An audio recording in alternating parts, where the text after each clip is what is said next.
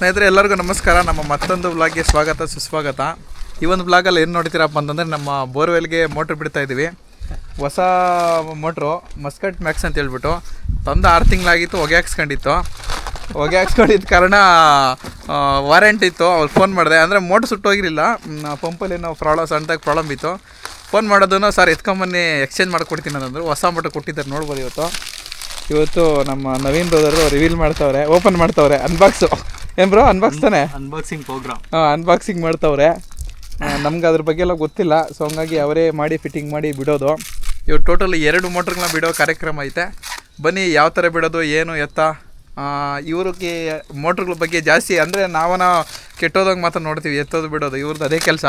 So ಹಂಗಾಗಿ ಅವ್ರು ಏನೇನು ಹೇಳ್ತಾರೆ, ನಮ್ಮ ರೈತರಿಗೆ ಏನೇನಾರ ಒಂದು ಸಜೆಷನ್ಸ್ ಕೊಡ್ತಾರೆ, ನೋಡೋಣ ಬನ್ನಿ. ನೋಡಿ ಸ್ನೇಹಿತರೆ, ಇದೇ ಪಂಪು ಹೆಚ್ಚು ಅಮ್ಮಮ್ಮದ್ರೆ ಒಂದು 8-10 kg ಬರ್ತದೆ ಅಷ್ಟೇ. 40 ಸ್ಟೇಜ್ ಪಂಪ್ ಐತೆ. ಇದು ಬಂದ್ಬಿಟ್ಟು 5 HP ಮೋಟ್ರ್. ಇದು 5 HP ಥರ ಕಾಣಿಸ್ತಾ ಇಲ್ಲ. ಅಂದರೆ ನಮ್ಮದು ಟೆಕ್ಸ್ಮೋದು 3 HP ಥರನೇ ಐತೆ ಸೇಮು. ಬಟ್ ಡಿಫ್ರೆನ್ಸ್ ಒರಿಜಿನಲ್ಗೆ ಇದೇ ಡಿಫ್ರೆನ್ಸ್. ಏನು ಹೇಳಿ ಬ್ರೋ ಸ್ವಲ್ಪ. ಲೋಕಲ್ಗೆ ಒರಿಜಿನಲ್ ನೋಡಿ, ಲೋಕಲ್ ಅಂದರೆ ಇದು 5 HP 3 HP ಥರ ಕಾಣುತ್ತೆ. ಹಾಂ. ಒರಿಜಿನಲಲ್ಲಿ 5 HP ಎಷ್ಟು ಇರುತ್ತೆ? ಇನ್ನೂ ಉದ್ದ ಇರ್ತದಾ? ಇನ್ನೂ ಉದ್ದ ಇರುತ್ತೆ. ಓಕೆ. ಇನ್ನೂ ಉದ್ದ ಮತ್ತು ಇನ್ನೂ ದಪ್ಪ ಬರುತ್ತೆ. ಹಾಂ. ಇದನ್ನ ಲೋಕಲ್ ಮೋಟ್ರ್ ಅಂತೀರಾ ನೀವು ಹಂಗಾದ್ರೆ? ಇದು ಲೋಕಲ್ ಮೋಟ್ರ್. ಲೋಕಲ್ಲೇ ಒರಿಜಿನಲ್ ಅಂದರೆ ಯಾವ್ದು ಹಂಗಾದ್ರೆ? ಒರಿಜಿನಲ್ ಅಂದರೆ ಟೈರೋ, ಟೆಕ್ಸ್ಮೋ, ಲೂಬಿ, ಇದು ಒರಿಜಿನಲ್ಲು. ಯಾವುದೋ ಮಸ್ಕಾಟ್ ಅಂದ್ರೆ ಇದು ಸ್ವಲ್ಪ medium. Muscat Max. Mascot Max medium ಅಷ್ಟೇ. ಮೀಡಿಯಮ್ಮು. ಒರಿಜಿನಲ್ ಇಲ್ಲ. ಆದರೂ 2 ವರ್ಷ ವಾರಂಟಿ ಕೊಟ್ಟವ್ರೆ. ಏನೇ ಆದರೂ ಕೂಡ piece to piece replacement ಮಾಡಿಕೊಡ್ತಾರಂತೆ.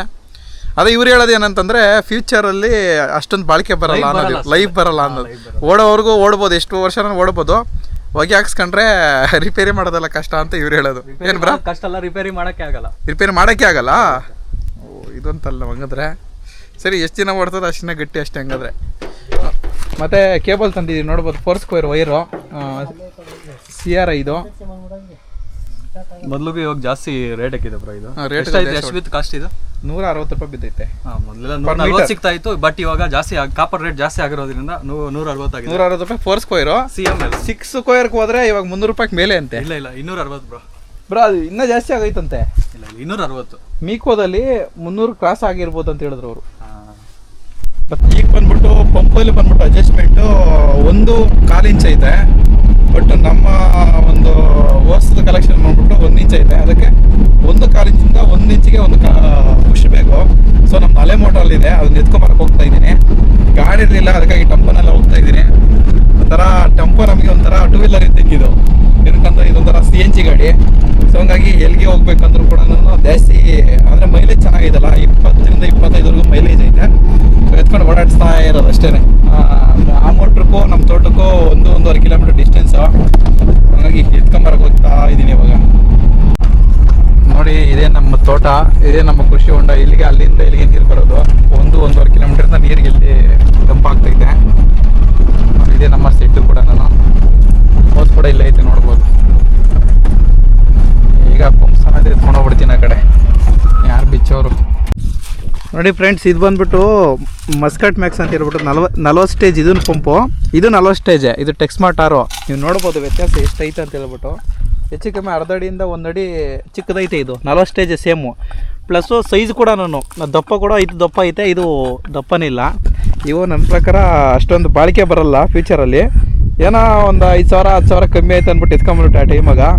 But ಫ್ಯೂಚರಲ್ಲಿ ಕಷ್ಟ ಆಗ್ತದೆ. ನೀವು ಯಾರನ್ನ ಮೋಟ್ರಿಗೆ ಹಾಕೋರು ನೋಡಿಕೊಂಡು ಸ್ವಲ್ಪ ಲೈಫ್ ಬರೋವಂಥದ್ದೇ, ಒಂದು 10,000 ಜಾಸ್ತಿ ಆದ್ರೂ ಕೊಟ್ಟು ಹಾಕ್ಸ್ಕೊಳ್ರಿ. ನನಗೇನೋ ಸ್ವಲ್ಪ ಅದೇ ಆ ಟೈಮಲ್ಲಿ ಸ್ವಲ್ಪ ಅಮೌಂಟ್ ಪ್ರಾಬ್ಲಮ್ ಇತ್ತು ಅಂದ್ಬಿಟ್ಟು ಕಮ್ಮಿ ರೇಟ್ದು ಹಾಕಿದೆ. ಬಟ್ ಫ್ಯೂಚರಲ್ಲಿ ತೊಂದರೆ ಆಗ್ತೇವೆಲ್ಲ ನಾನು. ಬ್ರೋ ಇದು ಹೆಂಗೆ ಬ್ರೋ ಮೋಟ್ರ್ ಅದು ಜಾಯಿಂಟ್ ಹಾಕಿದ್ರಲ್ಲ, ಹೆಂಗೆ ಇದು? ಇದು ಬಂದ್ಬಿಟ್ಟು ಒಬ್ಬೊಬ್ರು ಒಂದ್ರ ಮೇಲೆ ಒಂದು ಹಾಕ್ತಾರೆ. ನೋಡಿ, ಈ ತರ ಹಾಕೋದ್ರಿಂದ ಒಂದ್ರ ಮೇಲೆ ಒಂದು ಇದ್ರೆ ಬೇಗ ಸುಟ್ಟೋಗುತ್ತೆ, ಬೆಲ್ಟ್ ಆಗುತ್ತೆ, ಬಿಸಿ ಬಂದು ಬೆಲ್ಟ್ ಆಗುತ್ತೆ. ಈ ತರ ದೂರ ಹಾಕಿದ್ರೆ ಸೇಫ್ ಆಗಿರುತ್ತೆ. ನೋಡ್ರಿ, ಬಿಸಿ ವೈರನ್ನು ಡಿಸ್ಟೆನ್ಸ್ ಅಲ್ಲಿ ಮಾಡಿದ್ದಾರೆ ಕ್ಲೀನ್ ಆಗಿ. ಪ್ಲಸ್ ಅದ್ಮೇಲೆ ವಾಟರ್ ಪ್ರೂಫ್ ಟೇಪ್ ಹಾಕ್ದಂಗಿದ್ದೀರಾ?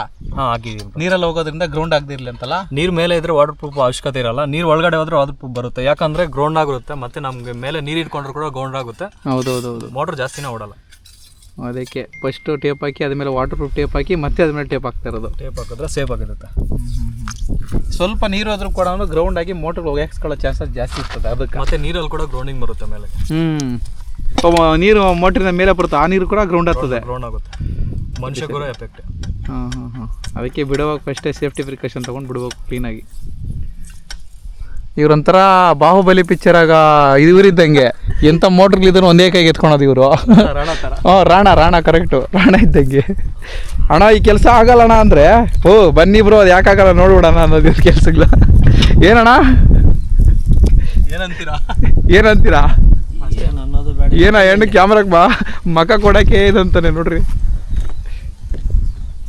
ಇದಕ್ಕೇನು ಇದೇನು ಹಾಕಂಗಿಲ್ಲಲ್ಲ ಬ್ರೋ, ಟೇಪ್ ಏನು? ಅದಕ್ಕೆ ಎಸ್ ಎಸ್ ಫಿಟ್ಟಿಂಗ್ ಟೇಪ್ ಹಾಕೋ ಅವಶ್ಯಕತೆ ಇರಲ್ಲ.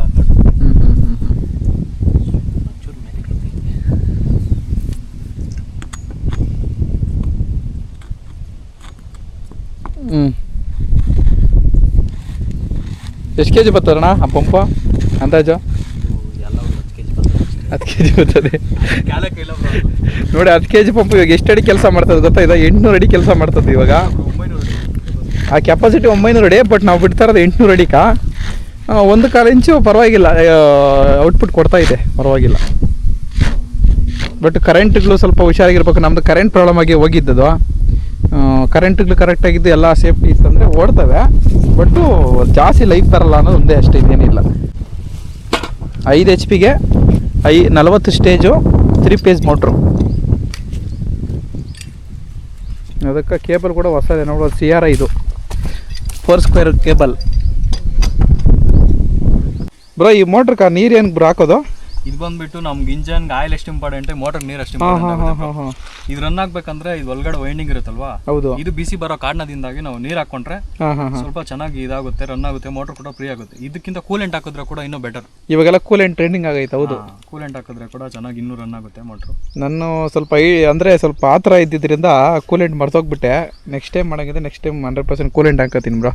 ಈಗ ವೈಂಡಿಂಗ್ ಒಳಗಡೆ ಹೋಗ್ತದೆ ನೀರು, ಅದು ವೈಂಡಿಂಗ್ ಒಳಗಡೆ ಹೋಗಿ ಅಲ್ಲಿ ವೈಂಡಿಂಗ್ ರೊಟೇಟ್ ಆಗುತ್ತಲ್ಲ ಅವರು. ಹೌದೌದು, ವೈಂಡಿಂಗ್ ರೊಟೇಟ್ ಆಗೋದಕ್ಕೆ ನೀರು ಸಪೋರ್ಟ್ ಮಾಡುತ್ತೆ. ವೈಂಡಿಂಗ್ ಬಿಸಿ ಬರುತ್ತಲ್ವಾ, ಅದರಿಂದ ಈ ನೀರಿದ್ರೆ ಸ್ವಲ್ಪ ಕೂಲ್ ಆಗಿ ನಾವು 24 ರನ್ ಮಾಡಿದ್ರು ಕೂಡ ಕೂಲ್ ಆಗಿರೋ ಚಾನ್ಸಸ್ ಇರುತ್ತೆ. ಇಲ್ಲ ಅಂದ್ರೆ 1/2 hour ಕೂಡ ರನ್ ಆಗಲ್ಲ, ಸುಟ್ಟೋಗುತ್ತೆ ಮೋಟರ್. ನೀವು ಹೇಳ್ದಂಗೆ ಇಂಜನ್ಗಳಿಗೆ ಆಯಿಲ್ ಎಷ್ಟು ಇಂಪಾರ್ಟೆಂಟು, ಈ ಮೋಟರ್ಗಳಿಗೆ ನೀರು ಅಷ್ಟೇ ಇಂಪಾರ್ಟೆಂಟ್ ಅಂತೀರಾ? ಅಷ್ಟೇ. ಓಕೆ, ಈ ನೀರು ಅಂತ ನೀರು ಇಂಥ ನೀರು ಹಾಕ್ಬೇಕಂತ ಏನಾರ ಐತಾ? ಏನಿಲ್ಲ ಅಲ್ಲ? ಇಲ್ಲ ಬ್ರೋ, ಕೊಳತೆ ನೀರು ಹಾಕಿದ್ರೆ ಒಳಗಡೆ ಬೇರಿಂಗ್ ಡ್ಯಾಮೇಜ್ ಆಗುತ್ತೆ. ಶುದ್ಧವಾದ ನೀರು ಹಾಕಿದ್ರೆ ಸಾಕು. ಶುದ್ಧವಾದ ಮಿನರಲ್ ವಾಟರ್ ಹಾಕಿದ್ರೆ, ಕ್ಲೀನ್ ಆಗಿರೋ ವಾಟರ್ ಹಾಕ್ಬಿಟ್ರೇನೋ ಬೆಟರ್. ಎಷ್ಟೊಂದು 2 ಲೀಟರ್ ಕುಡಿತದ ಬ್ರೋ ಇದು? ಅಷ್ಟೇ.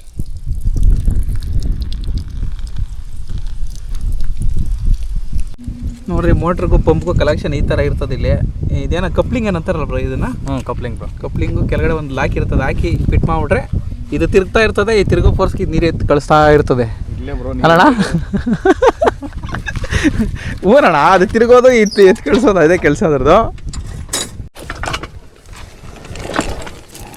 ಹುಷಾರ್ ಕ್ಯಾಮ್ರಾಗೆ ಬಂದ್ಬಿಟ್ಟಿದೆ. ಹೌದಲ್ಲ, ಆಮೇಲೆ ಒಳಗಡೆ ಹೋಗಿ ಲಾಗಿಂಗ್ ಮಾಡುತ್ತೆ. ಅಂಥ ಸಾಹಸ ಬೇಡಪ್ಪ. ಕಷ್ಟಪಟ್ಟು ತಗೊಂಡಿದ್ದೀರಿ, ಹೋಗ್ಬಿಟ್ರೆ ಆಮೇಲೆ ಕಷ್ಟ ಆಗುತ್ತದೆ. ಮನೆಯವ್ರು ಎಕಡೆ ಎತ್ಕೊಂಡು ಹೊಡಿತಾರೆ ಅಷ್ಟೇ. ಆಮೇಲೆ ಎಷ್ಟು ಕೊಟ್ಟರು ಅದಕ್ಕೆ? 30ನಾ ಬ್ರೋ? 58,000. ಬೀಜ ಅಂದರೆ ಕ್ವಾಲಿಟಿ ಮಾತ್ರ ಕಾಂಪ್ರಮೈಸೇ ಇಲ್ಲ. ಯಾಕಣ್ಣ ಕೋಪ ಮಾಡ್ಕೊಂತ ಇದೆಯಾ ವಿಡಿಯೋ ಮಾಡೋದಕ್ಕ? ಒಟ್ಟು ಇದು ಬಿಟ್ಬಿಟ್ಟು ಹೋಗ್ತೀನ ಅಣ್ಣ. ಏನು ಬೇಕಣ್ಣ ನಿಂಕ? ಐತಲ್ಲ ಇದೇ ಕೆಲಸ. ಹಾಂ, 2 ಮೋಟ್ರ್ ಬಿಡು. ನೋಡಿ, ಇದ್ರಲ್ಲಿ ಕೂಡ ಡೀಸೆಲ್ ಉಳಿತಾಯ ಮಾಡ್ತಾರೆ ಬ್ರೋ. ಆನ್ ಮಾಡಂಗಿಲ್ಲಲ್ಲ ಬ್ರೋ ಬಿಡಕ್ಕ? ಇಲ್ಲ ಬ್ರೋ, ಎಲ್ಲ ಉಳಿತಾಯ ಮಾಡಿ ಎಲ್ಲ ಉಳಿತಾಯಗಳು ಮಾಡೋದು ಇವರು. ಎತ್ತಕ್ಕೆ ಮಾತ್ರ ಡೀಸೆಲ್ ಖರ್ಚಾಗೋದು, ಬಟ್ ಕೆಲಸನೇ ಬಿಡ್ರಿ.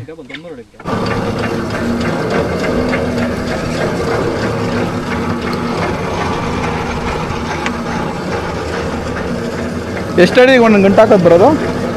50 ಅಡಿಕ?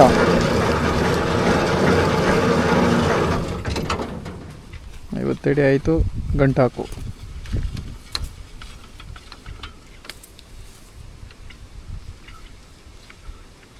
ಸ್ವಲ್ಪ ಲೂಸ್ ಇರ್ಬೇಕಲ್ಲ? ಸ್ವಲ್ಪ ಅಲ್ಲ ಬ್ರೋ, 1/2 ಅಡಿ 1 ಅಡಿ ಬಿಡಬೇಕು. 50 ಅಡಿಗೆ 1 ಅಡಿ 1/2 ಅಡಿ ಎಕ್ಸ್ಟ್ರಾ ಬಿಡಬೇಕು. ಓಸ್ ಎಕ್ಸ್ಪೆಂಡ್ ಆಗ್ತದೆ ಅಂದ್ಬಿಟ್ಟು.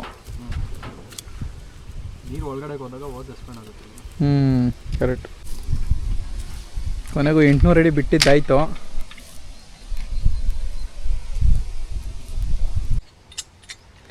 ನೋಡ್ರಿ, ಎಷ್ಟೇ ಟೆಕ್ನಾಲಜಿ ಬಂದರೂ ಎಷ್ಟೇ ಮೋಟ್ರ್ಗಳು ಬಂದರೂ ಕೂಡ ಲಾಸ್ಟ್ಗೆ ಎಳೆ ಕಂಬಿ ಬೇಕೇ ಬೇಕು ಕೊನೆಗೆ. ಏನು ಬ್ರೋ ಬ್ರೋ, ಅದು ಅದೇ ಚೈನೂರು ಇದ್ರಾಗೆಲ್ಲ ಮೊದಲು ಮೋಟ್ರ್ಗಳು ಎಳಿತಾ ಇದ್ದಿದ್ದು.